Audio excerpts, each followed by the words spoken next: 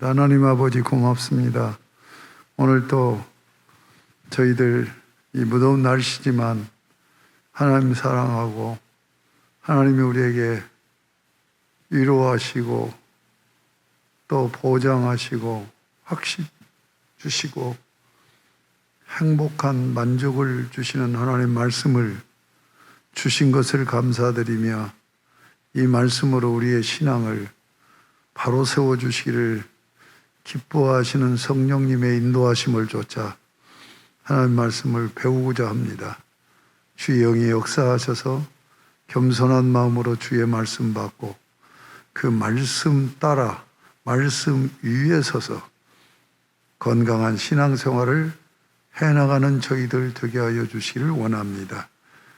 오늘 함께 모여서 말씀을 배우고 나누지는 못하지만 각 소그룹으로 모여서 또 서로 간증 나누고 말씀 나누고 적용에 대해서 함께 고민하는 그런 시간을 가질 때 진리의 성령님께서 역사하여 주셔서 우리 모든 소그룹 안에서 다 같이 놀라운 은혜를 받는 시간들 되게 하여 주옵소서. 예수님의 이름으로 기도드립니다. 아멘. 자, 이제 오늘 2권 마지막 하고 제가 1권, 2권만이 교재를 만들었어요.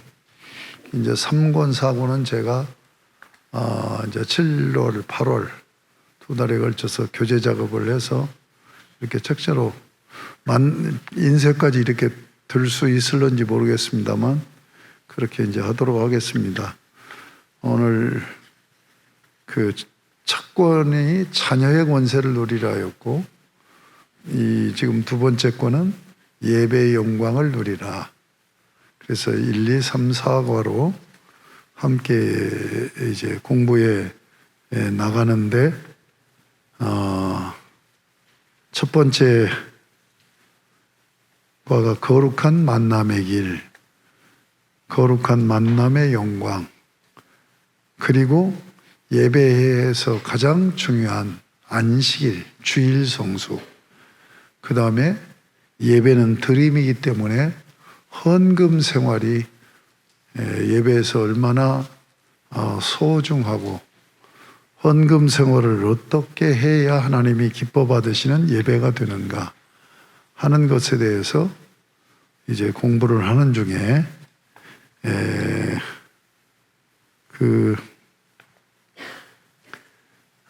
빌립보서 4장 18절 19절로 헌금에 대한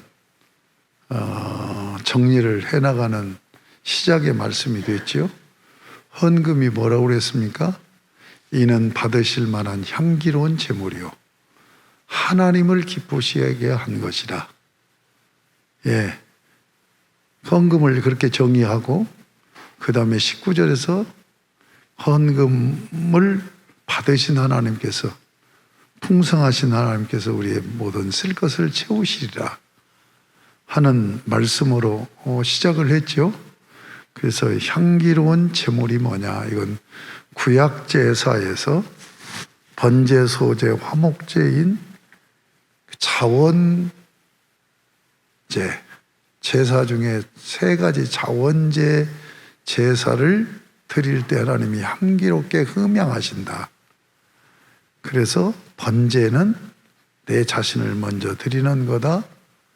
그 다음에 소제는 매일매일 나의 삶에 일용할 양식 주시는 것을 감사하고, 화목제물은 감사한 일이 있을 때 또는 내가 어떤 문제를 해결받아야 될 때 소원하는 그러니까 감사 헌금의 성격이다 하는 것으로 이렇게 정리를 해드렸고, 그 다음에 이제 예배 드림에서 정말 중요한 핵심 헌금 명목이 뭐예요? 10의 1조 헌금이죠. 10의 1조 헌금을 제가 정리해 드린 것이 유튜브에 들어가면 11조 헌금 강의나 설교한 분들이 여러 분 있습니다. 근데 저처럼 이렇게 하지 않았어요. 저는 자부하기를 제가 11조 헌금 설교를 제가 제일로 성경적으로 가르치고 있다. 왜 그러냐? 언약 사상의 관점으로 헌금을 정리해 드린 거예요. 주일 성수도 마찬가지입니다. 제가 그 광신대에서 지금은 이제 겸임교수 이제 퇴직이 된 거예요. 만 65세가 넘으면서 그 전에 그 겸임교수로 광신대학교에서 강의를 할 때 한기승 목사께서 이제 제가 거기까지 뭐 강사료가 얼마나 나와요. 그 강사료 받으려고 강의를 하는 게 아니죠. 그러니까 이제 미안하니까 수요일 날 이번 자기 교회에 이제 설교를 하게 해서 사례비를 주고 그랬었어요. 그래서 제가 이제 이 주일 성수와 11조 헌금에 대해서 헌금을 한 주씩 이렇게 했어요. 근데 그 광신대 총장님이 정균환 총장님인데 그분이 광주 중앙교회 원래 수석 장로님의 아드님이었어요. 그리고 그 사모님은 돌아가신 정규 목사님, 그 교회 오랫동안 그 교회를 세웠던 정규 목사님 따님이야. 수석 장로 아들하고 담임 목사님 딸하고 연애를 해서 결혼한 거예요. 같은 정씨인데. 그러니까 이제 광주 중앙교회가 사실은 그분들은 자기 교회라는 의식을 갖고 있죠. 근데 이제 수요 예배 나오셔가지고 제 설교를 듣더니 제 손을 꼭 잡으면서 너무 감사하다고 이렇게 귀한 말씀을 증거해 줬는데 이 내용으로 한 학기 것을 좀 준비할 수 없느냐. 그래서 바로 신학생들한테 이걸 가르쳐야 된다. 그래서 개혁신학의 목회 실천이라는 내가 과목을 하나 학교에서 만들어 줄 테니까 이 강의를 좀 해줬으면 좋겠다 하는 얘기를 들었고요. 내가 개척교회 하면서 2년 됐을 때부터 부흥사경회를 다녔어요. 부흥사경회를 다닌 이유가 뭐냐면 우리 지역에 같은 노예, 교회가 몇 교회가 있어서 동네, 새 동네에 저 안양의 관양동, 뭐 인덕원 이쪽으로 해서 몇 교회가 있었어. 여름에 한 교회에서 모여갖고 수련회를 하자. 그래서 목사들이 이제 1시간씩 설교하자 해가지고 내가 그때 목사 안수 받은 지 2년 됐을 때요. 나는 뭘 했냐면 헌금 설교를 했어.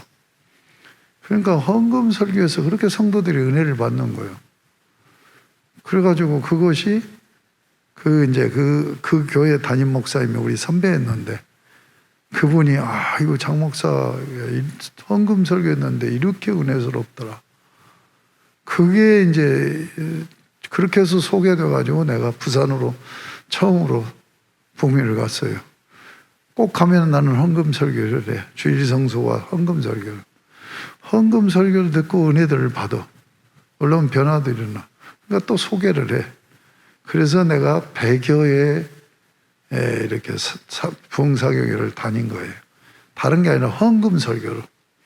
그러니까 장일권 목사 헌금 설교를 들으면 부담이 아니라 은혜를 받는다. 이렇게 이제 소문이 났었죠.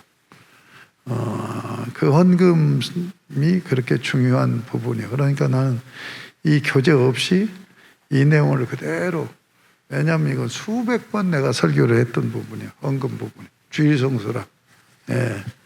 그런데 그 간증은 하나 해야 되겠네. 아까 빌립보서 4장 18절 19절에서 헌금에 대해서 이 말씀에서부터 출발을 해야 된다. 이렇게 보는 분이 없어요. 저는 이제 그렇게 보죠. 근데 거기에 18절에 헌금을 어떻게 정했다고요? 이는 받으실 만한 향기로운 제물이요 하나님을 기쁘시게 한 자라. 그 다음에 19절에 너희 모든 쓸 것을 풍성하신 하나님께서 채우시리라. 이 말씀을 받고 이 말씀을 목회 철학으로 삼고 목회한 분이 계세요. 어디 있냐면 광주에 가면 겨자식교회라는 교회가 있는데 그 교회가 5천에서 한 7천 명 정도 모여요. 나학수 목사라고. 우리 합동교단에서 대단한 친구인데 제가 1200명 모일 때 그 교회를 사경회를 갔어. 부흥사경회를. 그런데 1200명 그게 이제 광주에서 제일로 그 고급 아파트 단지예요. 거기에 이제 교회가 서 있는데 이 친구가 또 첨단 신도시가 생기니까 거기서 또 교회를 개척했어. 장로님들이 4분이 장로님들을 데리고 식사하자고 데리고 그 지역을 돌면서 상가 하나를 보고 봐놓은 게 있어. 그거 가서 보여준 거예요. 여기서 교회 개척하면 잘 되겠지요?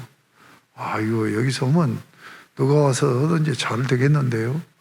그러면 장로님들 집 잡히세요. 그리고 밥 한 그릇씩 사주고 4분이 집을 잡혀가지고 헌금을 해서 그 건물을 산 거예요. 그러니까 빌딩 전체를 산 게 아니라 250평 되는 상가 한 층을 산 거예요. 그리고 교회를 개척해가지고 지금 이 봉선동에서 1200명이 모이고 거기서 한 200명이 모이는 거예요. 근데 내가 거기서 집회를 갔었죠. 갔는데 내가 집회 올 때 이제 거기 버스로 실어 날려서 같이 이제 동참을 하는데 지금 이분 얘기를 하는 거예요. 나학수 목사님이 목사님 내가 여기 이 교회 부임한 지 얼마인데 그러니까 20년이 넘었네. 목사님 그 교회 사임하시고 내려오세요. 1200명 모이는 봉선동 그 교회를 나보고 담임하라는 거예요. 자기는 개척의 은사가 있으니까 개척에서 지금 250명 모이는 그 삼각교회로 자기는 가서 거기서 교회를 개척하면서 완전히 광주 전 지역을 둘이 힘을 합쳐서 성시화 시킵시다. 그런 제안을 한 분이에요. 그분이 참 존경을 많이 받아요. 굉장히 그 총회나 학교에 헌신을 많이 하는 분이야. 그 교회에서 진짜 막 수억씩 그렇게 학교 발전기금으로 내놓고 그러는데 이분이 이 말씀을 받은 거예요. 교회를 개척한 지 얼마 안 돼가지고 빌립보서 4장 18절 19절 말씀을 딱 받고 무슨 생각을 했냐면 절대로 거짓 목회하지 않는다. 그리고 노예에서 개척하니까 이제 어려우니까 보조해주고 그러잖아요. 우리 보조 안 받는다 딱 끊어버리고.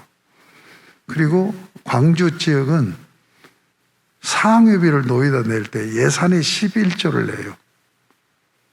그런데 개척교회니까 뭐 돈이 있어 1년에 예산을 세워놓고 그 예산을 이루든 못 이루든 빚을 내서 상회비를 낸 거예요. 그리고 자기는 이 말씀을 붙들고 하나님 앞에 드리고 이 교회를 이웃을 섬기는 목회를 해야 되겠다. 그 말씀 붙들고 그 철학을 가지고 기도하면서 목회를 했는데 내가 그때 20년 전에 집회를 갔을 때 내 손에 100억 이상을 하나님이 쥐어줬더라고요. 100억 이상. 이는 받으실 만한 향기로운 제물이요 하나님을 기쁘시하는 것이다. 너희 모든 쓸 것을 풍성하신 하나님께서 채워주시리라. 이 말씀이 딱 오더라는 거예요. 마음에. 그래, 이 말씀 붙들고 이제 나누고 베풀고 하나님 앞에 드리고 나누고 베푸는 목회를 해야 되겠구나. 그때 내가 깜짝 놀란 것이 자기 사택이 60평이라고 하더라고. 근데 내 친구가 우리 동기가 벨지움에 선교사로 있었어요. 근데 그 선교사가 와서 선교 보고를 했어. 근데 내가 집회 올 때인데 그 전주에 와서 선교 보고를 했대요. 이 친구가 이 나학수 목사 이 친구가 뭐냐면 목사님 우리 사택 내놨어요. 60평짜리 사택을 내놓은 거예요. 왜 내놨냐면 그거 팔아서 선교하라고, 주려고. 그러니까 헌금 드림의 폼이 크니까 하나님이 그렇게 부어주시고 축복해 주시는데, 지금 대안학교를 110억을 들여서 학교를 또 지었어요. 그러니까 자기는 이 말씀 붙들고 간증 있는 목회를 할 수 있게 해주세요. 이렇게 기도를 했는데 하나님께서 그렇게 부어주시더라. 그래서 참 부럽고 놀랍고 그런 간증을 여러분과 함께 나누면서 오늘은 이제 3번 말씀 나누기 3번에서 지금 신약 성경에서 말씀하는 그 헌금에 대해서 어디에 나오냐면 고린도후서 8장 9장에 나오죠. 고린도후서 8장 9장 성경을 펴고 함께 공부하도록 그렇게 하겠습니다.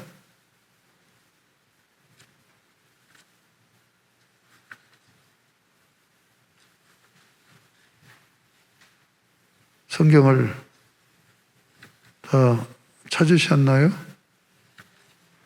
예.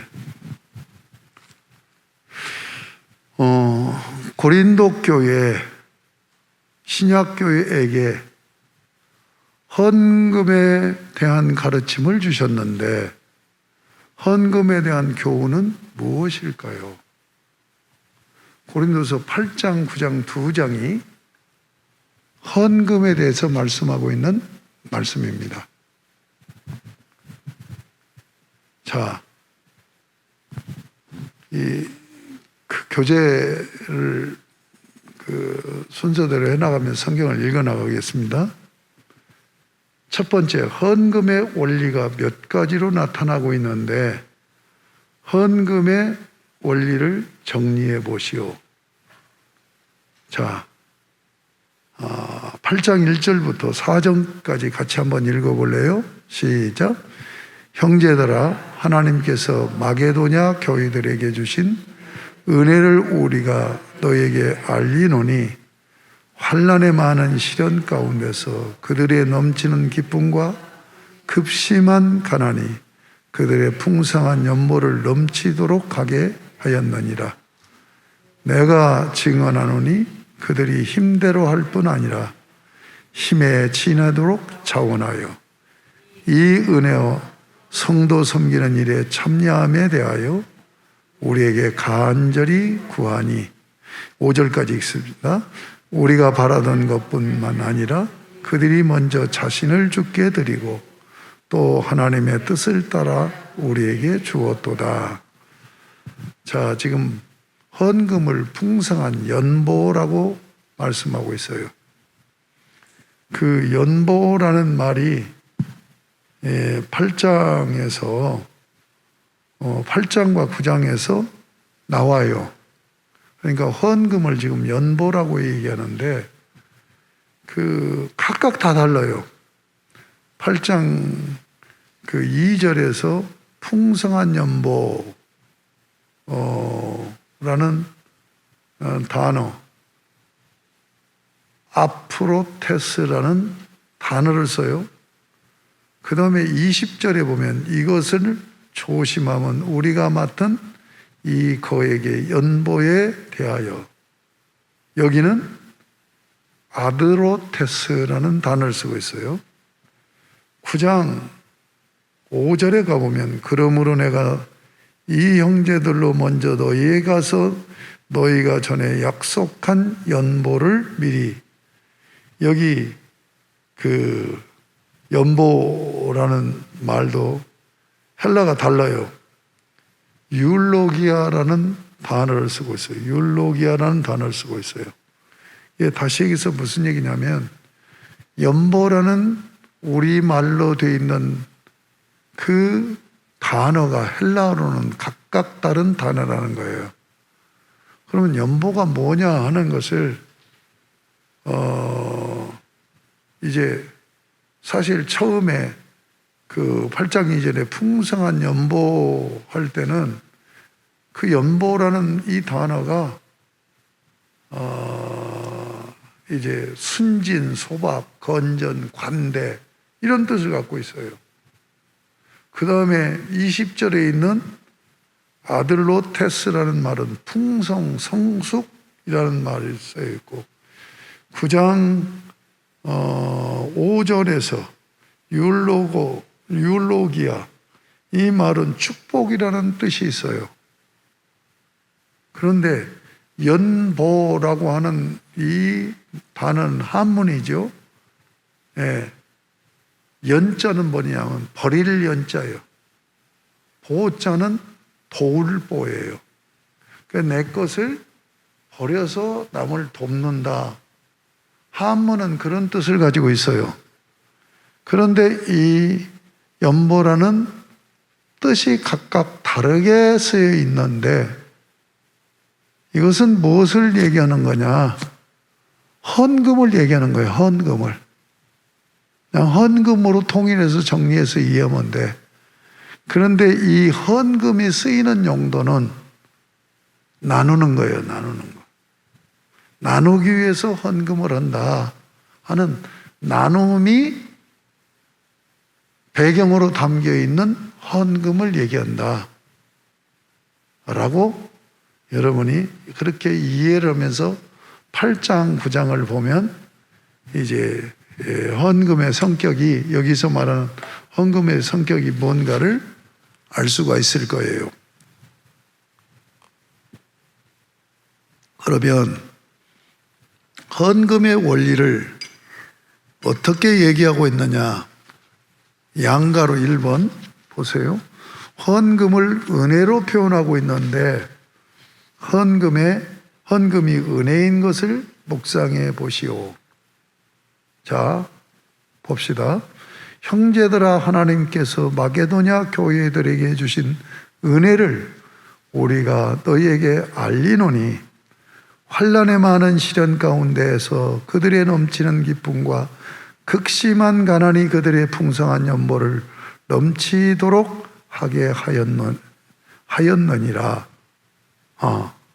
그 다음에 보면 내가 증언하노니 그들이 힘대로 할 뿐 아니라 힘내 지내도록 자원하여 4절 이 은혜와 성도 섬기는 일에 참여함에 대하여 우리에게 간절히 구한다. 여기서 지금 2절에서 마게도냐 교회들에게 주신 은혜라고 얘기를 하고 있고 4절에서 이 은혜와라고 되어 있어요. 헌금을 원리적으로 뭐라고 얘기했냐면 은혜라는 얘기예요. 은혜. 이것을 묵상해 보라고 그랬는데 묵상해 보셨어요? 헌금이 은혜라는 얘기예요. 왜 헌금이 은혜일까요?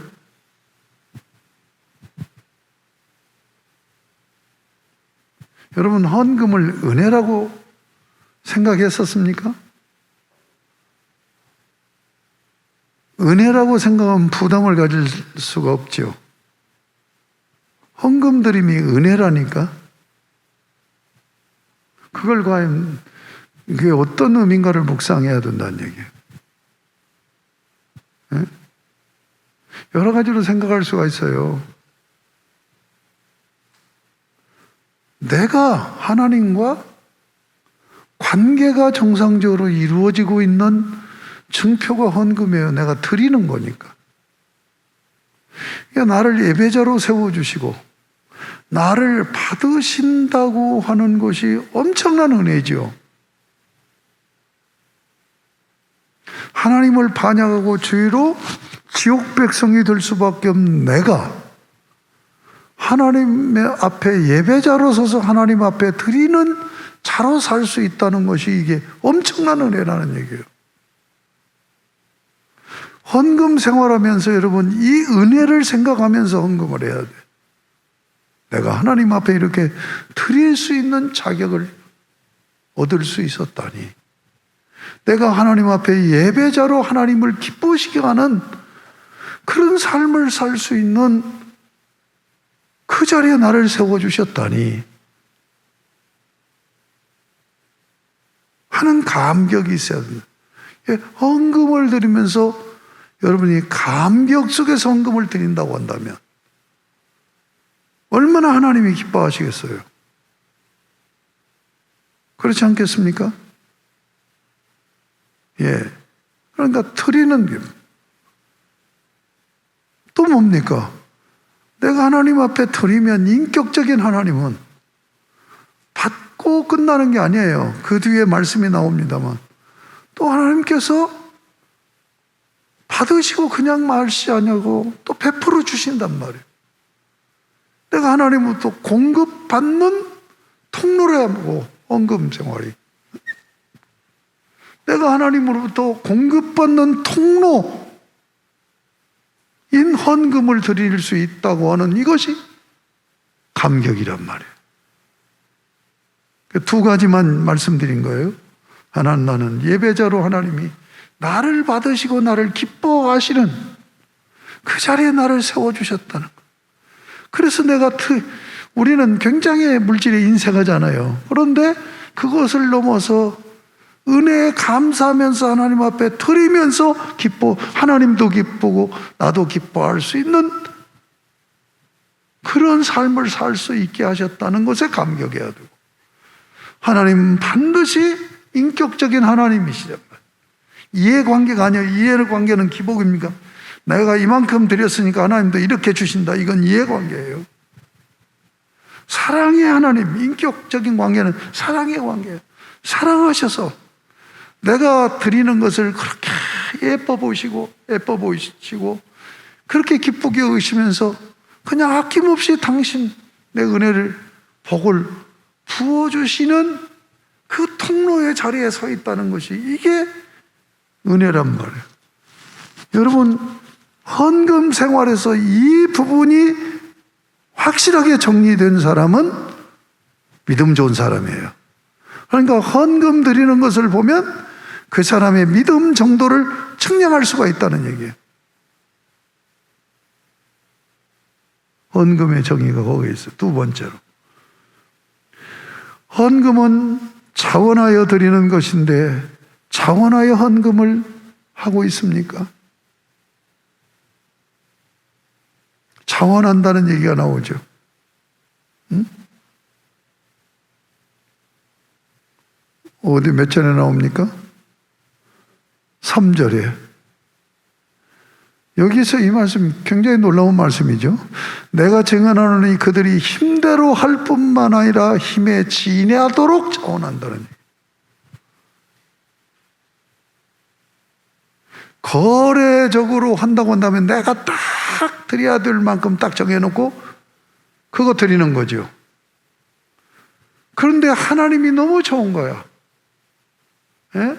내가 정말로 사랑하고 내가 너무 좋아하면은 내가 그 사람한테 아낌없이 뭔가를 주면서도 행복하잖아요. 그 마음이란 말이에요. 그러니까 여기서 자원해서 드린다는 얘기는 그게 사랑의 농도를 얘기하는 거죠. 내가 힘에 부치는데도 그 이상으로 내가 드리고 싶은 거예요. 그렇게 기쁜 거예요. 하나님이 너무 좋은 거예요. 하나님 앞에 갖다 드리는 것이, 갖다 바치는 것이 최고의 행복이야.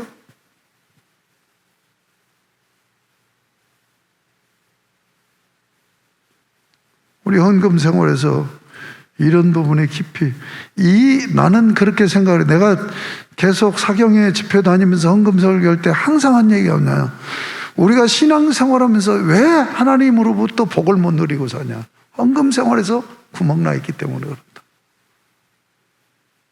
여러분, 헌금의 양은 그 다음 얘기예요. 얼만큼 드렸느냐는 그 다음 얘기예요. 중요한 건 내가 어떤 마음으로 드리고 있느냐. 제가 지난주도 얘기했잖아요. 내가 믿음이 약해. 믿음이 약하면 헌금 드림이 적게 드려져요. 그러나 자세만큼은 그렇게 하면 안 된다는 얘기예요. 그리고 내가 솔직하게 고백을 하고 그랬잖아. 하나님, 나는 믿음이 없어서 이만큼밖에 못 드려요. 그러니 나에게 힘이 겨우도록 드려도 행복할 수 있는 그런 믿음의 사람으로 저를 길러주세요. 이 기도를 하면서 헌금 드림을 훈련해 나가면 그 믿음으로 커지는 거예요. 꼭 잊지 마세요. 양이 중요한 게 아니라고요. 뭐가 중요해요? 드리는 자의 자세와 태도와 마음이 중요하다. 마음 자세와 태도가 중요하다. 여러분, 우리의 계산법은 자연수의 계산법이죠. 그렇죠? 그런데 하나님의 계산법은 무슨 계산법일까요? 무슨 계산법이에요? 분수 계산법이에요. 얼마 중에 얼마를 드렸느냐 하는 것으로 분수 계산을 한다고. 자, 교인들이 헌금을 했어요. 1억을 헌금을 했어요. 100억을 가진 사람이 1억을 했어요? 1억을 가진 사람이 얼마예요? 1,000만 원을 했어요. 1,000만 원을 가진 사람이 100만 원을 했어요. 누가 헌금 많이 한 거예요? 헌금 누가 많이 한 거예요? 하나님 분수 계산이라니까. 똑같은 거예요. 1,000만 원 가진 사람이 100만 원 헌금하는 거나 1억 가진 사람이 1,000만 원 헌금하는 거나 10억 가진 사람이 1억을 헌금하는 거나 분수로 계산하면 똑같다니까. 근데 우리는 그렇게 생각 안 난다고. 돈 많은 사람이 헌금을 많이 하면 분수로 계산 아니니까 그만큼 많이 했어. 근데 하나님은 그렇게 보지 않는다니까. 그게 어디서 나와요? 헌금 상자에 넣는 과부가 2랩돈, 그러니까 동전 2를 넣은 거예요, 헌금함에. 그런데 주님이 보시고 그를 칭찬했잖아요. 어떻게 칭찬했어요? 최고의 헌금을 드린 것으로. 왜 그런 줄 알아요? 그 여자의 전 재산인 거예요. 그 과부의 전 재산이에요. 그러니까 우리 사람이 볼 때는 동전 2이니까 이거 아무거 시원찮잖아요. 그런데 주님이 보실 때는 자기가 가지고 있는 걸 전부 넣었으니까 10억 가지고 있는 사람이 1억 넣은 것보다도 2를 가지고 있는데 2를 다 바쳤기 때문에 전부를 바쳤다고 주님이 칭찬한 거란 말이에요. 뭘 얘기하느냐는 얘기요. 헌금에서 중요한 건 양이 아니라니. 그건 그 다음 얘기라고요. 내가 어떤 자세와 태도를 가지고 헌금 생활을 하느냐. 이 부분을 놓치지 말라는 얘기예요. 근데 나는 거의 다 걸려있어. 거의 다 걸려있어. 헌금을 드리면서 인색해. 그래서 헌금 드린 거 갖고 갈등을 해. 계산을 하고. 이래서는 안 된다는 얘기예요. 나는 그렇게 키우지는 못했지만 그런 생각을 한 적이 있어. 내가 신학생 때 2가지 우리 아이들에게. 믿음으로라는 말이 나왔을 때는 바다에 빠져 죽어도 계속 가라. 그러면 절대로 하나님이 바다에 빠져 죽지 않게 건져주신다. 그러니까 뒤돌아보지 말라는 얘기지. 믿음으로 하는 일은. 여러분, 간증이 나오는 사람들의 그 간증을 보면 그런 사람들이에요. 또 하나는 내가 뭐냐면 절대로 하나님 앞에는 인색하지 말라. 우리 부모님을 제가 전도를 했잖아요. 신학 학교 가기 전입니다. 교회를 나오실 때 2분이 함께 전도받고 나오셨어요. 그때 내가 2가지 주의를 줬어요. 내가 그때 교회를 예수 만나고 교회 다닌 지가 3년밖에 안 돼요. 근데 열심히 교회 생활하다 보니까 목사님 사택을 계속 드나들었던 거야. 이 총각 때. 그러면서 딱 느껴지는 거예요. 2가지만 잘하면 신앙생활 잘하겠더라고. 첫째는 목사님 편에 서라. 두 번째는 헌금을 계산하지 말고 드려라. 그러니까 믿음이 안 되면 적게 드려도 얼마 드릴까 자꾸 저울 지르고 계산하고 인색함을 하지 말아라. 그러면서 우리 어머니는 믿음이 없어도 막 쓰는 형이고 사람에게도 쓰고 헌금에도 손이 크고 그래요. 믿음이 하나도 없는데 우리 아버지는 믿음이 있어도 헌금을 못해. 그게 약점이에요. 믿음은 우리 아버지가 훨씬 좋아. 그래서 우리 아버님한테 얘기했어요. 아버님, 헌금 드릴 때 계산하지 마세요. 하나님은 거지가 아니에요. 이 세상 모든 것이 다 하나님 겁니다.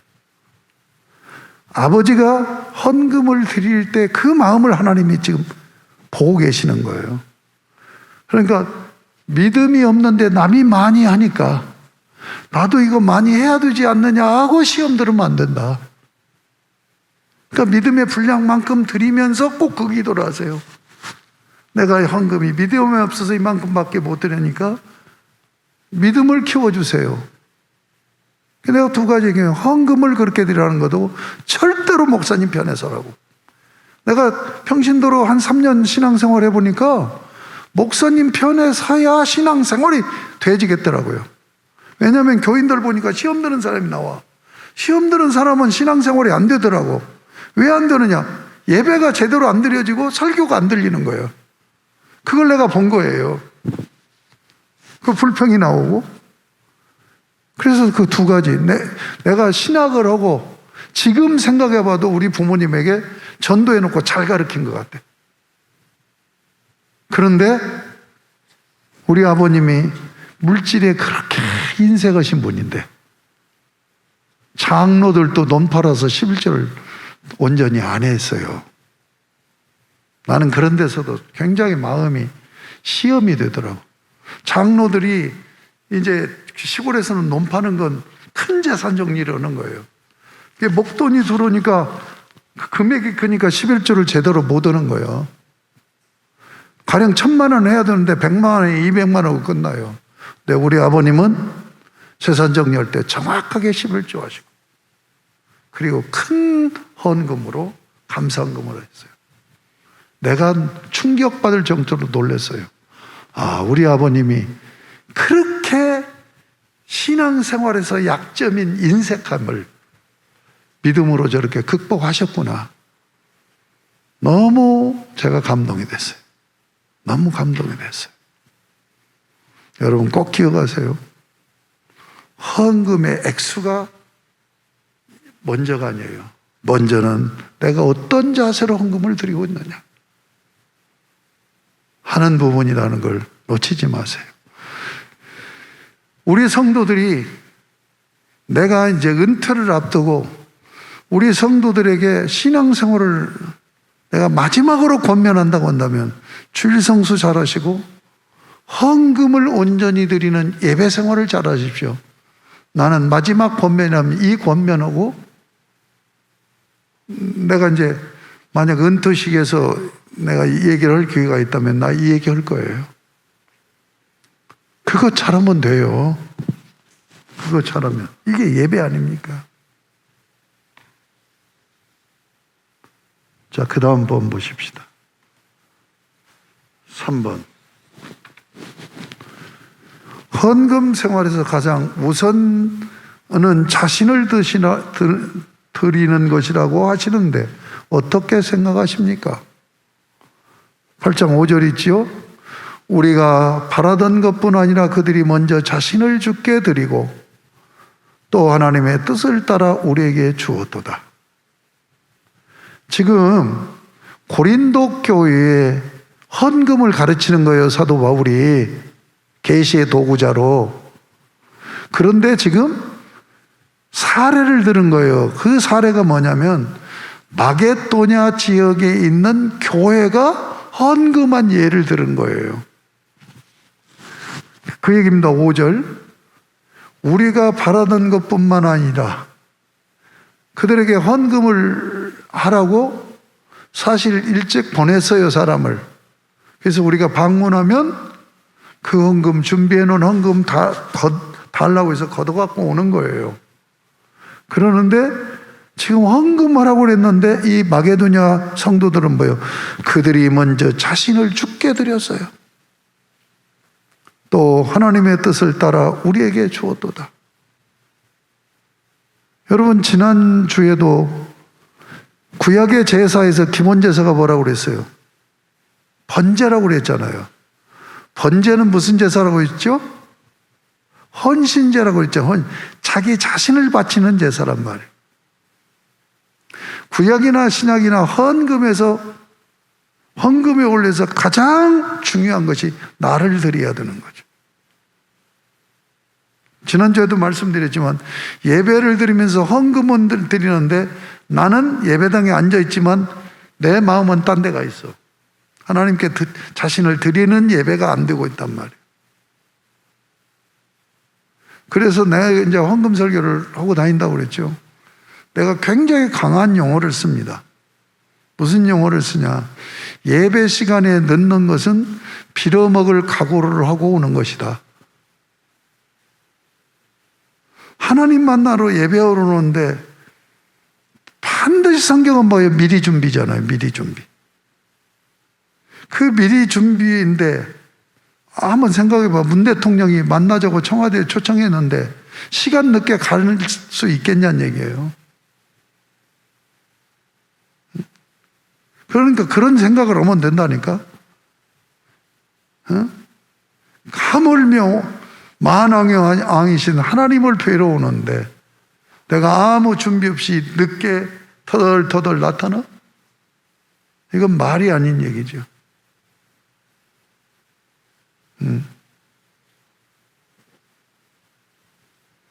자신을 드리는 것이 헌금 생활에서 우선이라는 것.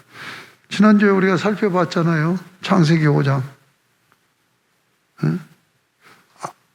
아벨과 그 제물은 연락하시고 가인과 그 제물을 받지 아니하시니라. 제물 먼저 그 사람 자신을 먼저 하나님 받으신다. 받느냐 안 받느냐. 그러니까 내 헌금이 내가 주님 앞에 드려졌느냐 안 드려졌느냐로 헌금을 하나님 받으시냐 안 받으시냐로 결정이 된다는 거예요. 이거 정말로 너무나도 중요한 거예요. 그런데 이게 소홀하기 때문에 나를 드리지 않고 헌금을 드리니까 그 받으시는 하나님이 엄청나게 기분 상하는 거야. 기분 상하는 거예요. 그냥 우리 인간관계에서도 나한테 뭘 준다고 주는데 전혀 마음은, 내가 딱 보니까 상대가 나한테 뭘 준다고 선물을 하는데 마음은 전혀 아닌 거야. 그것이 딱 느껴져. 그러면 그거 받으면서 무슨 생각이 들어요? 기분 나쁘고 자존심 상하잖아요. 아니, 하나님 앞에 내 자신을 온전히 드려야 하나님이 기뻐하시는데 나는 드리지 않고 헌금 가지고 와서 드리면 뭐라고 그랬죠? 제가 지난주에? 교회에 모으는 거라고 했어요. 헌금이 아니라 하나님은 안 받아버린다니까, 그러는 거면. 교회 예산에 쓰라고 기부하는 거라니까. 우리 성도들이 거의 다 헌금이 아니라 기부 생활을 하고 있는 거예요. 제가 함을 만들어 놓고 했었어요. 그러다 함 치웠어요. 헌금은 예배입니다. 예배예요. 그 전에 제가 개척교 할 때 저 안양에 있는 그 남보순복음교회 집사가 자랑하듯이 그 얘기를 해요. 가게를 갔더니 우리는 헌금 11조 같은 걸 다 그 계좌로 쏜다고. 아닙니다. 예배입니다. 예배, 헌금은. 뒤에다가 함을 만들어 놨다가 한참 우리나라 뒤에다 전부 헌금만 만들어 놨잖아요. 내가 딱 생각할 때 내가 사실은 헌금에 대해서 정리를 하면서 그거 없애버린 거예요. 그러니까 우리 교회는 헌금과 강조하지 않는 교회입니다 하는 것을 시위하는 거죠. 그래서 바구니로 돌리는 것을 한 몇 년 동안은 함으로 했었죠, 우리도. 근데 내가 헌금 정리하다 보니까 이건 아닌 거야. 하나님 앞에 예배로 드리는 거야. 자신을 먼저 드리는 헌금 생활을 해야 된다는 거. 그러니까 자, 예배가 네 요소라고 그랬죠. 기대, 만남, 계시, 응답이라고 그랬죠. 그 기대가 뭐냐? 준비예요, 준비. 구약의 제사 제물을 받으실 때 받으시는 조건이 두 가지가 있잖아요. 하나는 뭡니까? 미리 준비해야 돼. 미리 준비를 해야 돼요. 두 번째는 흠이 없어야 돼요. 흠이 없다는 건 신약으로 하면 회개의 제사를 내 자신을 드려야 된다고. 이게 내 자신을 드릴 때 회개가 전제돼야 된단 말이에요. 미리 준비해야 되고. 정말 우리 성도들에게 내가 1000번, 10,000번 반복해서 강조하고 싶은 얘기가 하나님 앞에 예배 드릴 때 헌금 드리기 전에 내 자신이 드려지고 있는가를 체크하면서 헌금을 드리라는 이 얘기를 꼭 하고 싶은 거예요. 그것이 제대로 안 되면 내가 수억을 헌금 드린다고 드렸는데 하나님은 안 받고 교회 기부가 되지는 거예요. 여러분, 교회 기부 생활하면서 신앙생활하면 되겠습니까? 하나님을 기쁘시게 하는 드림이 되어야 되죠.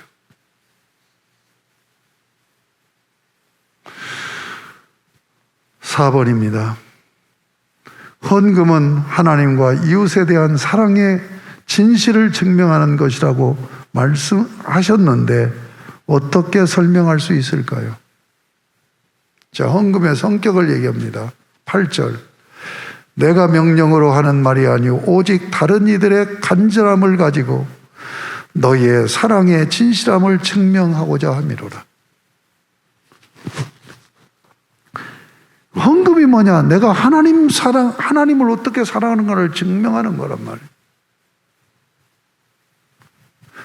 그러니까 돈이 많다고 헌금을 많이 하는 게 아니에요. 얼만큼 하나님을 사랑하고 얼만큼 하나님을 좋아하고 의지하고 신뢰하느냐로 헌금이 결정이 된단 말이에요. 그러니까 헌금을 드리면서 매주마다 헌금 드리면서 예배 때 그 체크를 하시란 말이에요. 내가 정말 하나님을 사랑하는 마음으로 이 헌금을 드리고 있는가? 그게 아니라고 하면 그 자리에서 회개를 하면서 바른 자세, 바른 마음을 하고 헌금을 드리라는 얘기예요. 헌금 드리는 시간에 아주 짧은 시간이라도 그 체크를 꼭 하시면서 헌금 생활을 하실 수 있기 바랍니다.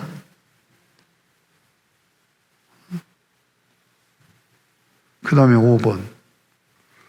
헌금은 있는 대로 하라고 하시는데 구약의 제사 제물과 비교하면서 정리해 보시오. 8장 11절입니다. 이제는 하던 일을 성취할지니 마음에 원하는 것과 같이 완성하되 있는 대로 하라.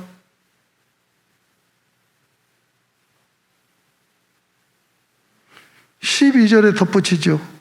할 마음만 있으면 있는 대로 받으실 것이요 없는 것은 받지 아니하시리라. 무슨 얘기냐? 하나님은 없는 것 요구하지 않는다는 얘기예요. 내가 있는 것을 최선을 하면 되는 거예요.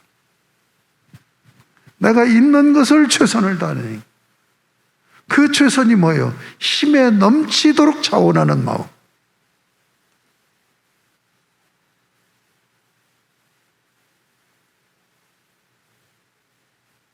이제 9장 5절로 넘어갑니다.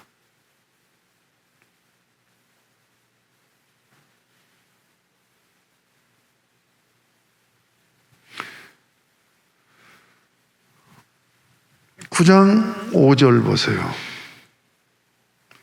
자, 헌금은 미리 준비해야 합니다. 왜 그럴까요? 5절. 그러므로 내가 이 형제들로 먼저 너희에게 가서 너희가 전에 약속한 연보를 미리 준비하도록 권면하는 것이 필요한 줄로 생각하노니 이렇게 준비하여야 참 연보답고 억지가 아니니라. 이 말씀을 보기 전에 아까 얘기했던 있는 대로 하라는 그 부분을 내가 그 부분을 설명하는데요. 구약의 제사 제물 드릴 때요, 모든 사람에게 제물을 똑같이 정해주지 않아요. 송아지 드리는 사람이 있고, 염소나 양을 드리는 사람이 있고, 새를 드리는 사람이 있어요. 이건 형편에 따라서 드리도록 주님이 정해준 거예요. 부유한 사람은 송아지 드리고, 좀 중간층의 사람들은 염소, 양을 드리고, 정말로 극빈자들은 비둘기를 드리도록 한 거예요, 새를.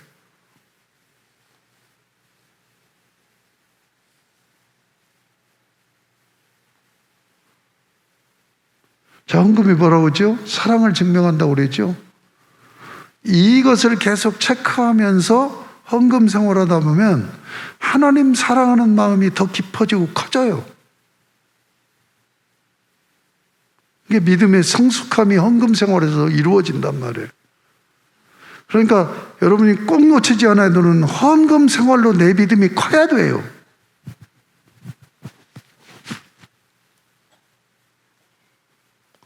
자, 9장 5절 읽었어요. 헌금은 미리 준비해야 합니다. 왜 그럴까요? 5절에 분명히 말씀합니다.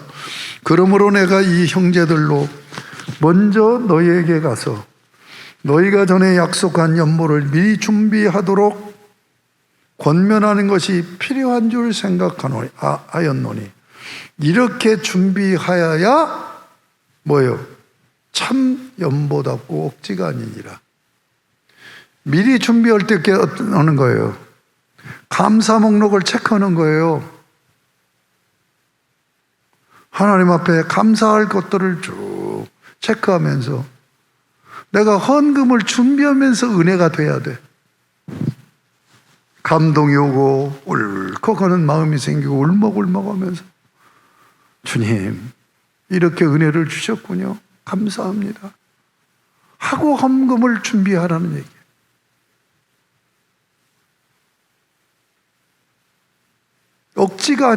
억지로 하지 않는다는 얘기가 그 얘기예요. 하나님의 은혜를 헤아리면서 감사한 마음으로 헌금을 준비하는 거죠. 자, 7번. 헌금은 성령의 감동으로 그 마음에 정한 대로 해야 됩니다. 왜 그럴까요? 9장 7절 8절. 각각 그 마음에 정한 대로 할 것이요 인색함으로나 억지로 하지 말지니 하나님은 즐겨내는 자를 사랑하시느니라. 하나님이 능히 모든 은혜를 너희에게 넘치게 하시나니 이는 너희로 모든 일에 항상 모든 것이 넉넉하여 모든 착한 일을 넘치게 하게 하려 하심이라. 성령의 감동으로. 그러니까 지금 헌금을 준비하고 또 기도를 하고 하나님의 은혜를 체크하다 보면 감동이 와. 그러면 하나님 내가 이렇게 헌금을 하겠습니다. 여기서 정한 대로라고 하는 것은 준비한다는 의미도 있고 내가 헌금할 때 내 기분대로 헌금하지 말라는 얘기예요. 그러려면 뭐예요? 작정을 하라는 얘기예요. 응? 그러니까 1년 시작하면 내가 올해 주일 헌금은 어떻게 헌금을 드려야 되겠다고 작정을 하라는 거예요. 응? 내가 1년에 어떻게 감사 생활을 해야 되겠다는 작정을 하라는 거예요. 기도하면서. 왜 그것이 필요해요? 감정 따라하니까. 내가 기분 좋으면 더 하려고 그러고 내가 좀 은혜 받는 것 같으면 더 하려고 그렇지 않으면 인색해지고 이렇게 왔다 갔다 하지 않기 위해서 정하라는 얘기예요. 여러분 작정헌금에 시비 걸으면 안 됩니다. 예. 작정헌금 갖고 시비 거는 분이 있어요. 가령 건축헌금. 선교헌금. 뭘 작정합니까? 우리 권사님 중에는 내가 지금 20년 정도를 모시고 있었지만 한 번도 작정을 안 했어요. 해마다 할 때. 그분은 한꺼번에 뭐 몇백을 한다든지 그렇게 하고 아예 작정을 안 하는 거예요. 그게 자기 신념이야. 근데 내가 그걸 뭐 고치려고 뭐 그분 찾아가 신방에서 이걸 가르칠 수는 없고 그냥 놔두기는 놔뒀는데, 작정 헌금에 대해서 아킬레스건을 가지면 안 돼요. 거부감을 가지면 안 돼요. 여기 작정을 헌금을 얘기했잖아요. 미리 청하라고. 내 감정 따라서 움직이면 안 되고, 감정하고 믿음의 양하고 많이 함수관계를 이루어요. 내가 믿음이 좋은 것 같은데 감정이 상하면 믿음이 툭 떨어져 버려. 그리고 드리려고 했다가 안 드려버려. 여러분, 작정하고 안 드리면 하나님 거 떼먹는 겁니다. 왜 그런 줄 알아요? 우리는 의무로 봐요. 하나님 중심을 보신단 말이야. 그게 내가 은혜가 되어져서 하나님 앞에 내가 1,000,000원 헌금을 드리고 싶다 하는 마음에 딱 정해졌어. 그런데 어쩌다 보니까는 이거 드리고 나면 내 생활에 이게 계산이 자꾸 되는 거예요.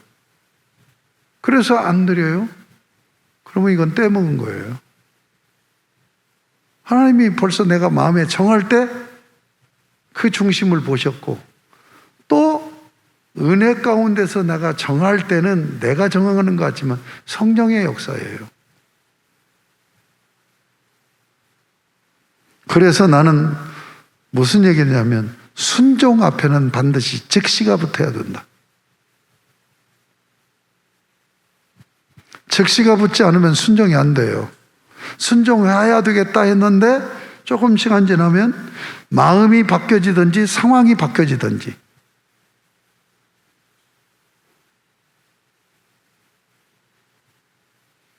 여러분, 헌금 생활이 얼마나 중요한가를 지금 공부하면서 여러분이 느껴야 돼요.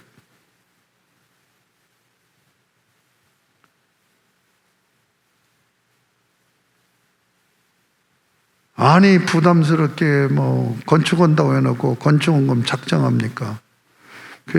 그러면서 나한테 따진 분이 옛날에 있었어요. 내가 그분한테 그렇게 대근 집을 수리한다든지 집을 고친다든지 집을 바꾼다고 했는데 돈이 부족해. 그럼 빚내서라도 하지 않습니까? 하나님 앞에 드리는데 내가 어려운 형편이니까 이 마음이 무너지지 않기 위해서 이렇게 마음에 작정을 하고 드려야 되겠다. 이게 그냥 인간 상식적으로도 납득이 안 갑니까? 내가 그런 얘기를 했죠. 여러분, 교회에서 이제 뭐 목적 헌금으로 매달 헌금 작정하잖아요. 왜 그렇게 할까요? 목돈으로 하기가 내 믿음이 안 따라줄 수 있고 환경이 안 될 수도 있으니까 그걸 나눠서 하나님 앞에 드리려고 작정을 시키고 작정을 하는 거예요. 이것을 시비 걸으면 안 돼요. 내가 이제 목회 말년이 되니까 마음 놓고 내가 얘기를 가르칠 수가 있겠어. 내가 앞으로 목회할 거 아니잖아. 여러분 신앙생활 잘하라고 우리가 성경대로 신앙생활 해야 되죠. 그렇죠? 내가 지금 성경이 아닌 얘기 한 말이 있습니까? 자, 2번. 헌금에 보장된 축복은 무엇인가요? 9장 8절과 9장 10절을 보겠습니다. 8절, 하나님이 능히 모든 은혜를 너희에게 넘치게 하시나니 이는 너희로 모든 일에 항상 모든 것에 넉넉하여 모든 착한 일을 넘치게 하게 하려 하심이라. 이 말씀을 보면 반복되면서 강조하고 있죠. 자, 하나님이 능히라고 그랬어요. 이 얘기는 뭐예요? 하나님은 능력이 있으셔서 모든 것을 넉넉히 주실 수 있는 분이시다는 걸 얘기해요. 능히 모든 은혜를 너희에게 넘치게 하실 수 있어요. 넘치게 하실 수 있는 능력이 있어. 그래서 넘치게 하나니 이는 너희로 모든 일에 항상 모든 것이, 여기 보면은 너희로 모든 일에 또 모든 것이 강조되고 있죠. 그 안에 뭐가 들어가요? 항상이란 말이 또 강조해서 들어가죠.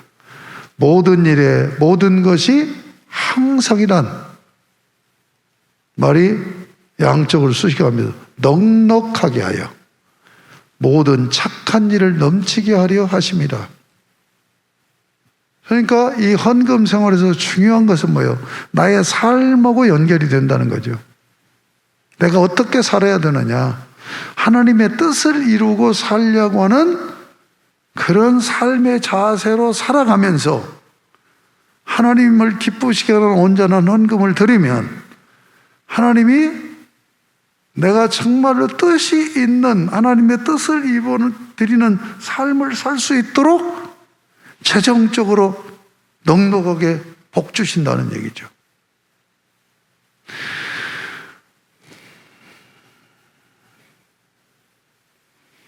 이 간증이 좀 있었으면 좋겠어요. 우리 교인들이 이런 간증이 좀 많이 나왔으면.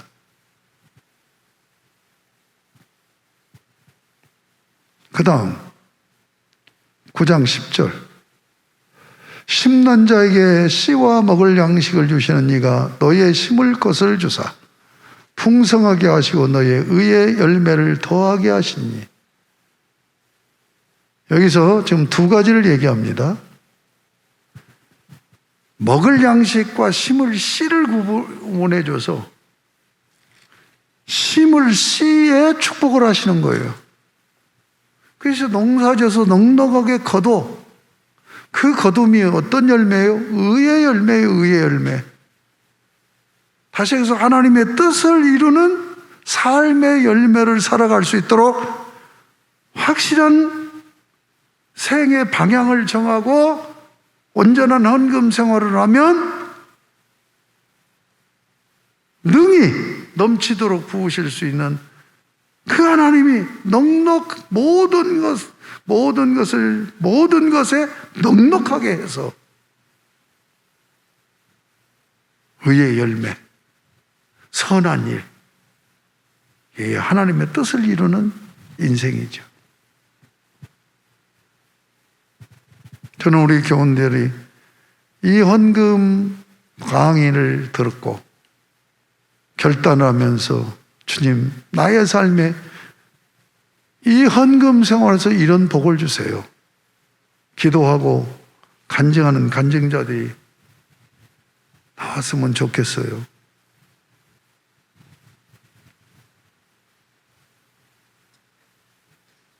자, 그 다음 반가로 3번입니다.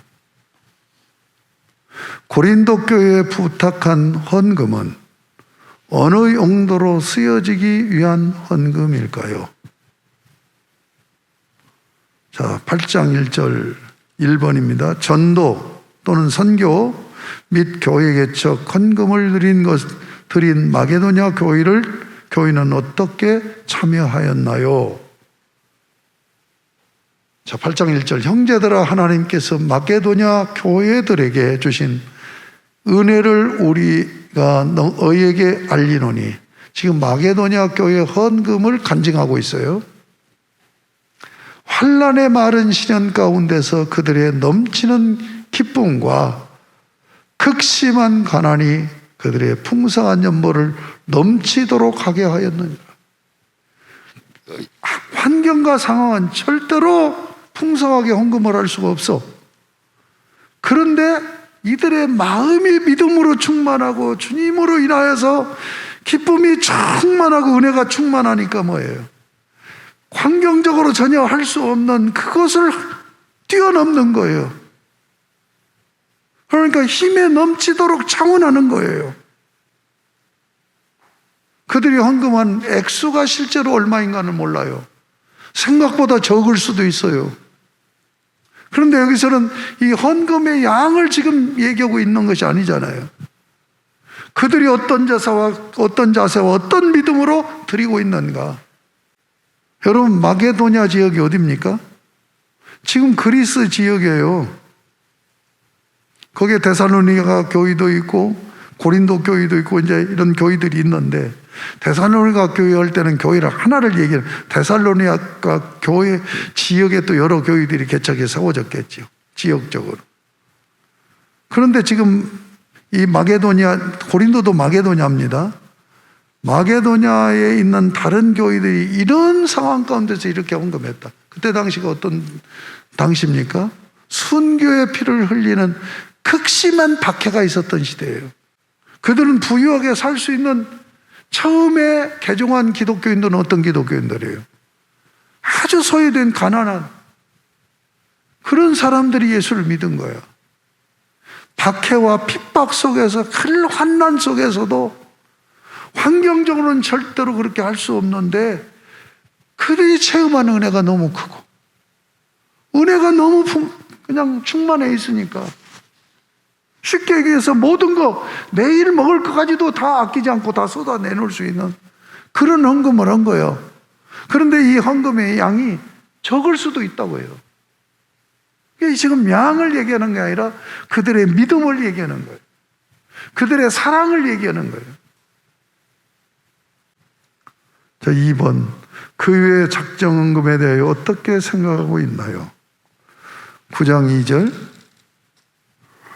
이는 내가 너희 원함을 알미라. 내가 너희를 위하여 마게도냐인들에게 아가에서 1년 전부터 준비하였다는 것을 자랑하였는데, 과연 너희의 열심이 턱 많은 사람들을 분발하게 하였느니라. 그러니까 이 헌금 드린 이 헌금의 간증으로 인하여서 믿음이 연약한 자들이 크게 도전을 받은 거예요. 그래서 우리가 신앙생활 이렇게, 헌금생활, 예배생활 이렇게 해서는 안 되겠네 하고 분발하는 거예요. 이게 지금 오늘 헌금에서 뭐하고 결부되느냐? 유명으로 헌금을 드리는 것이 이유예요. 무명으로 헌금 드리는 게 아닙니다.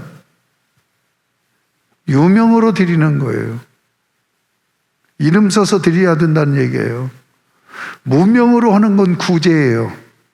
어려운 사람을 도울 때는 자기 이름을 낼 게 아니라 오른손이 한 것을 왼손이 모르게 하라고 그랬잖아요. 이건 남을 도울 때예요. 왜 그런 줄 압니까? 그렇게 하면 도움받는 사람의 에고가 상해요. 자존감에 상처를 입어버린단 말이에요. 그러니까 절대 남을 도울 때는 그 도움받는 사람의 자존심을 건드려서는 안 되는 거예요. 상하게 안 되는 거예요. 여러분, 어려운 사람은요, 남아있는 거 하나 있어요. 자존심밖에 남아있는 게 없어요. 그런 분들은 굉장히 조심하게 다뤄야 돼요. 그래서 오른손이 하는 걸 왼손이 모르게 하라고 한 거예요.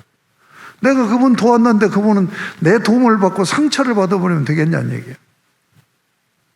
그렇죠? 그러나 헌금은 어떻게 해야 돼요? 이름 쓰고 내역을 써야 되는 거예요. 왜? 이게 간증이란 말이에요. 이 간증을 통하여서 다른 신앙이 연약한 사람이 이렇게 신앙생활을 해야 되는구만 하고 분발하게 하는 것이라. 이게 내 얘기가 아니잖아요. 말씀이잖아요. 3번, 헌금의 참돈 적용에 대한 원리를 어떻게 말씀하고 있을까요? 8장 13절에서 15절.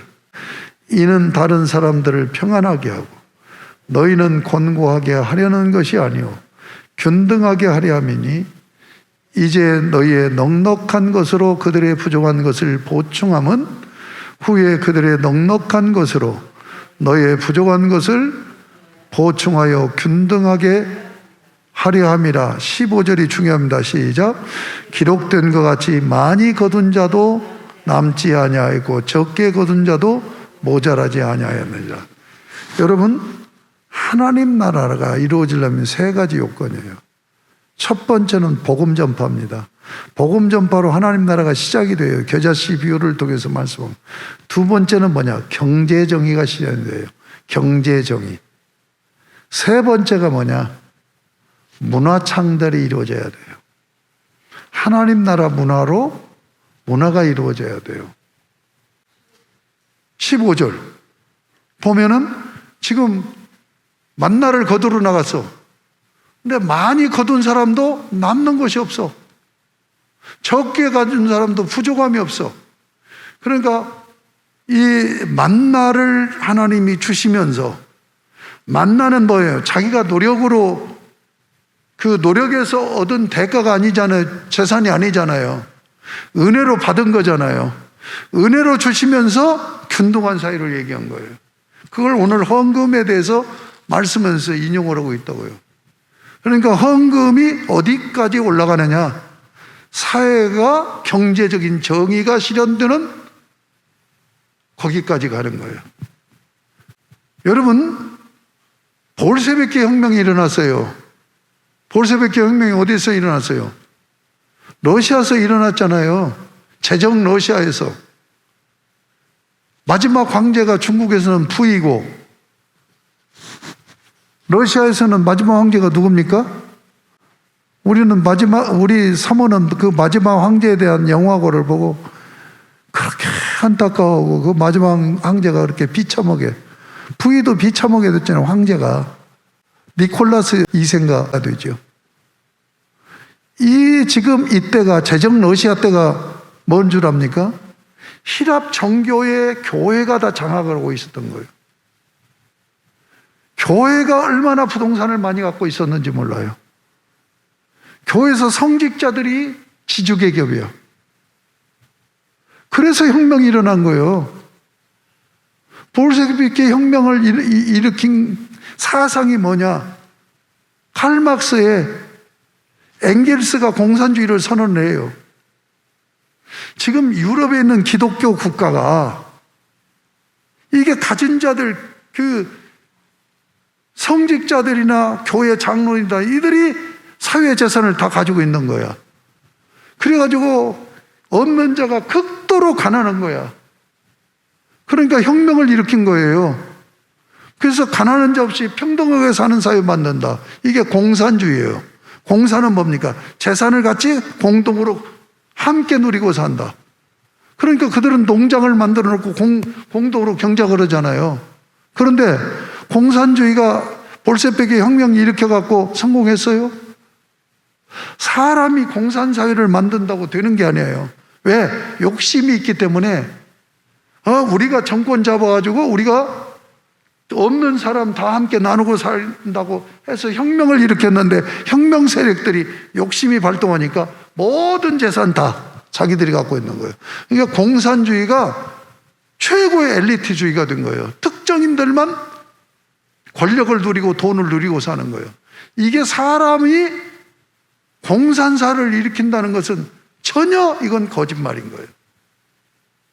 그러면 공산사회가 어떻게, 이 공산사회가 뭐냐? 경제정의가 실현돼요. 사람이 만들 수 있는 게 아니에요. 하나님이 아니고는 안 되는 거예요. 그런데 왜 공산주의 혁명이 일어났느냐는 얘기예요. 교회가 가진 성도들이 나누지를 하는 거예요. 기부를 하는 거예요. 무슨 말인지 알겠습니까?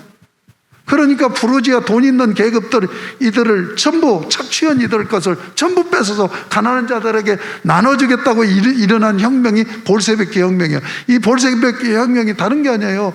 히랍 정교회가 가지고 있는, 나누지 않고 교회가, 교인들이 가지고 쌓아놓은 재산들 다 뺏어갖고 어려운 사람들 나눠주겠다고 해서 혁명이 일어나서 공산주의가 나온 거예요.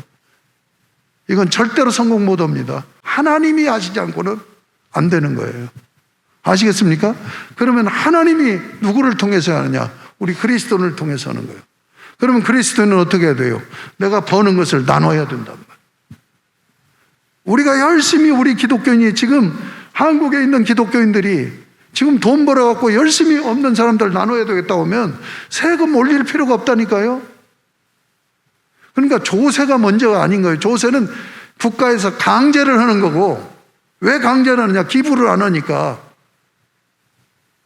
근데 유럽은 타락을 해갖고 기부를 안 해. 그러니까 사회당이 집권을 하면서 전부 조세 부담을 시키는 거야. 근데 미국은 뭐예요? 청교도 정신이 있는 거야. 그러니까 큰 부자들이 수백 조를 그냥 사회에다가 바쳐갖고 없는 사람들을 도우라고 사회로 환원해버리잖아요. 근데 우리나라 대기업가들이 사회에 환원합니까? 지들 무슨 잘못해갖고 걸 일이 있으면 내가 얼만큼 기부하겠습니다 내놓지요. 지금 우리 기독교가 정말로 정신 차려야 되는 것이, 여러분 아셔야 되는지만, 돈을 어떻게 하느냐로 그 사람 신앙이 체크가 되잖아요. 헌금 어떻게 하는가로 그 사람 신앙이 체크가 되고, 이웃을 내가 가지고 있는 것을 어떻게 섬기느냐 하는 것으로 신앙이 체크가 된단 말이에요. 아까 얘기한 헌금의 원리가 뭐예요? 사랑을 증명하는 거잖아요. 그래서 오늘 이 헌금에서는 뭐까지 간다고요? 사회 정의, 예? 공정한 분배, 경제 정의가 실현되는 목표를 두고 헌금에 대해서 말씀하고 있다는 걸 놓치면 안 돼요. 아시겠습니까? 제가 이제 마지막으로 여기 3번에 1번 전도, 선교 및 교회 개척 헌금을 드린 마게도냐 교회는 어떻게 참여하였나요? 극심한 환난과 가난 중에도 풍성하게 넘치게 드렸다고 했죠. 그런데 이 헌금 명목이 뭐냐 이거예요. 헌금 명목이 뭐예요? 교회 살리는 명목이에요. 그러니까 헌금은 이렇게 이해하면 돼요. 첫 번째 용도는 교회 경영입니다. 교회 경영을 해야 되잖아요. 그 경영에서 핵심은 뭐냐? 목사 사례비 지출하는 거예요. 생활비 해결하는 거예요. 아시겠습니까? 이것이 핵심입니다. 왜 그러냐? 구약에서 11조헌금 왜 한 줄 압니까? 제사장과 레위인들 먹고 살게 하려고 한 거예요.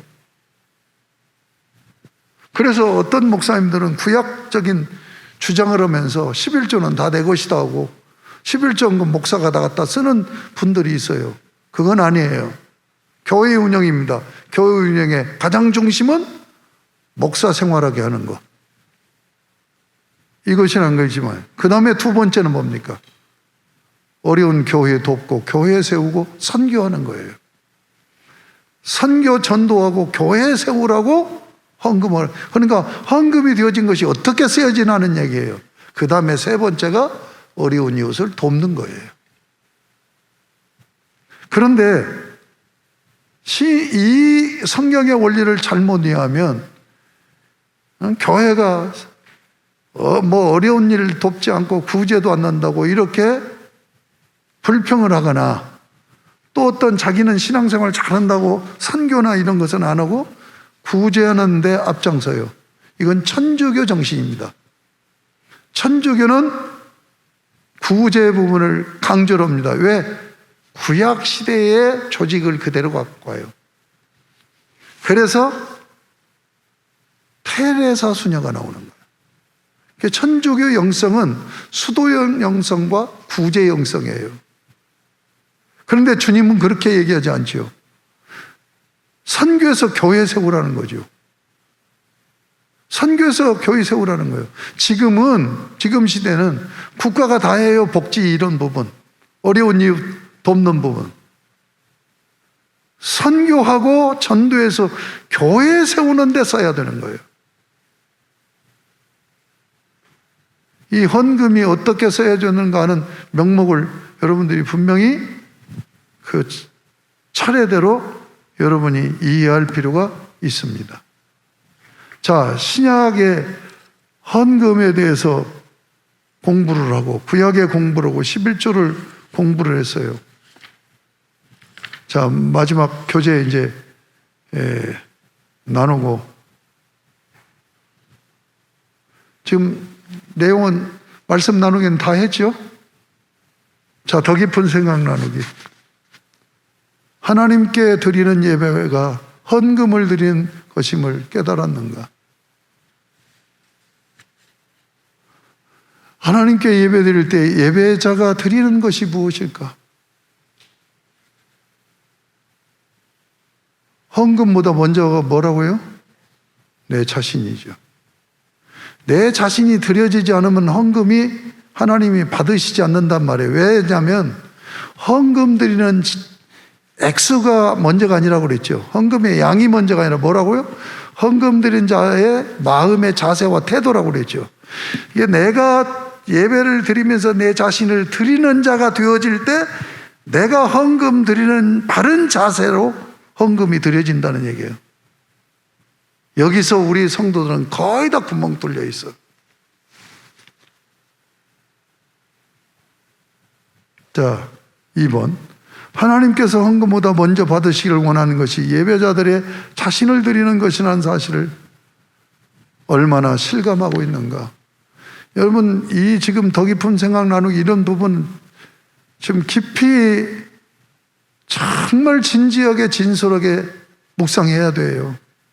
그래서 오늘 이 성경 공부를 통해서 여러분이 예배 생활, 헌금 생활이 확 달라져야 돼요.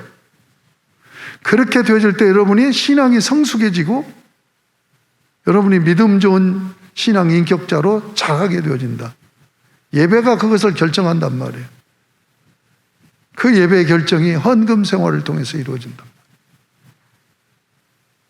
3번, 전도하여 교회를 세움으로 이 땅에 하나님 나라가 실현되어야 한다는 사명감에서 헌금 생활을 하고 있는가? 여러분, 기본은 뭐예요? 헌금의 기본은 교회 운영이라고 했죠. 교회 운영에서 구약에 11조 헌금 쓰여지는 걸 보면 목회자 생활비예요. 이것이 중심이야. 그러면서 교회 전반적인 운영하는 거예요. 그 다음에 두 번째는 뭐라고 그랬죠? 교회 세우는 거예요.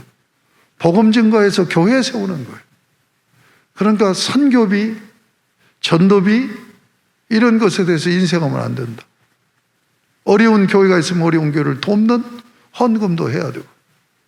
이번에 미얀마 그 특별한 거였는데 220만 원인가 나왔는데 너무 감사한 거예요. 우리 성도들에게 지금 계속 맥주 감사도 있고 집회 헌금도 있고 헌금이 있는데 그렇게 헌금들을 많이 해주셔서 너무 세 군데로 지금 나눠서 보내려고 두 군데로 보내려고 했는데 오늘 한 군데서 돈 가지고 있는 걸 알고 전화해서 선교사님이 목사님 이만큼만 좀 도와주시면 안 될까요? 그래서 내가 계좌번호 보내라 그렇게 했는데, 자, 그 다음에 먼저 4번 자신을 드리고 또한 이방인을 제물로 드리는 일에 얼마나 헌신하였는가. 여러분, 헌금만이 아니에요. 예배는 전도 열매를 바쳐야 된단 말이에요. 예? 자, 하나님은 이 공예배를 통해서 내가 하나님의 자녀가 됐잖아요. 자녀된 나만 나오기를 원치 않는다고. 예배가 만남이라고 했죠. 거룩한 만남. 집 나간 자식, 남의 집에 가서 호적 올리고 마시 자식이 되어 있는 이들을 전도해서 예수 그리스도를 구속받아서 하나님을 아버지라고 아버지가 잃어버린 자식들을 데리고 오는 예배를 하나님이 가장 기뻐하신다는 것.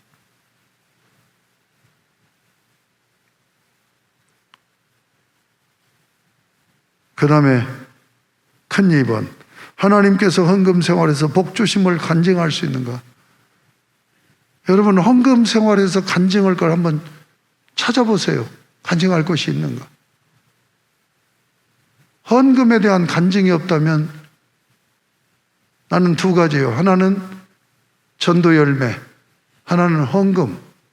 이거에 대한 간증이 없다면 정상적인 신앙생활을 한 번이라고 평가할 수 없다. 조심스럽지만. 11조 헌금 생활에 간증이 있는가? 지금은 그런 간증들이 별로 없더라고. 우리 어렸을 때는 11조 간증들이 참 많았어요. 내가 시간만 되면 그런 간증 한 2개 해주고 싶은데, 내가 유튜브로 들은 게 아니라 알고 있는 거 아니에요. 내가 사람을 알고 있어요. 2번, 하나님께서 어느 헌금을 가장 기뻐하실까요? 지금 쭉 얘기했으니까 여러분이 생각해 보면 주일헌금 생활에서 간증이 있는가? 주일헌금 생활에서 주일헌금을 드리면서 간증이 있다고 한다면 이분은 굉장히 성숙한 예배자다. 주님을 사랑하는 마음으로 믿음으로 감사하는 헌금 생활이 되고 있는가? 정말로 지금 이 사과는 깊이 여러분이 체크하면서 이거 다듬어야 돼요. 그래야 여러분이 복된 인생이 되는 거야. 암송하고 간증과 감사, 결단의 기도 제목, 이거 묵상하면서 해야 돼요. 그리고 실천해야 될 사항들. 내가 예배 생활, 헌금 생활에서 실천이 안 되는 것이 뭔가. 자, 이제 마쳤습니다. 저는 여러분과 함께 나누면서 헌금에 대해서 굉장히 구체적으로 얘기하잖아요. 그냥 헌금해라. 그냥 단답형으로 어떻게 해라. 이렇게 하지 않고 하나하나 조목조목 짚고 있잖아요.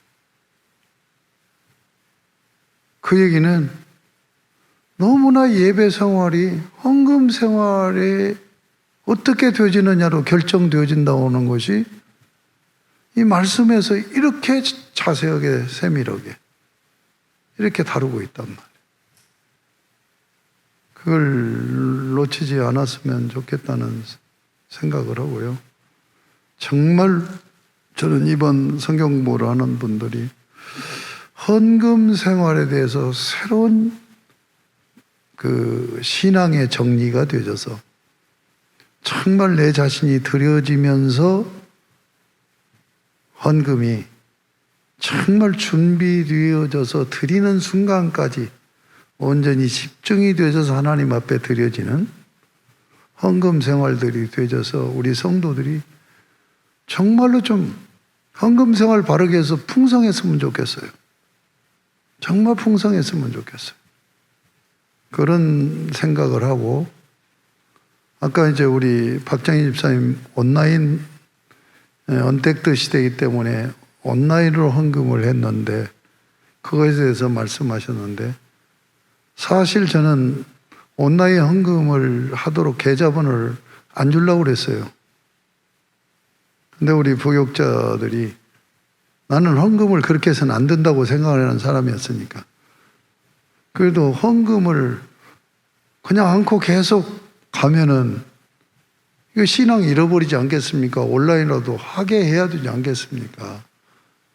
그래서 그러면 그렇게 하자 해놓고 내가 이것이 정당하다고 생각했으면 계속 그 지금 교회 안 나오는 분들에게 온라인 헌금을 하고 있는가도 체크하고 또 개인적으로도 왜 헌금 안 하고 있느냐 하는 부분을 얘기하고 그렇게 했을 거예요.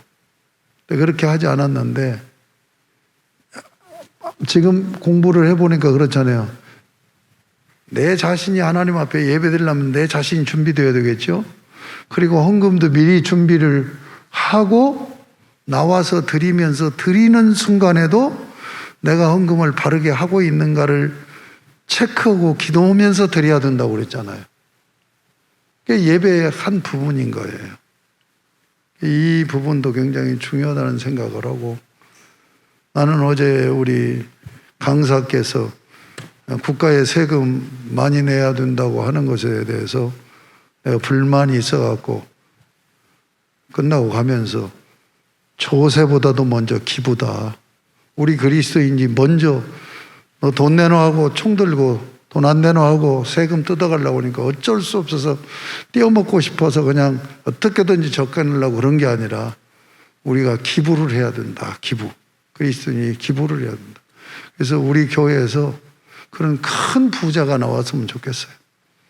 가령 막 큰 대기업을 하고 그래서 10조, 100조 이렇게 그 자산 규모가 그렇게 되면서 사회를 위해서 멋있게 기부를 해서 이 사회를 정화해 나가는 그런 사람이 우리 교회에서 좀 나왔으면 좋겠다. 여러분이 여러분의 자녀들을 위해서 그렇게 기도했으면 좋겠어요.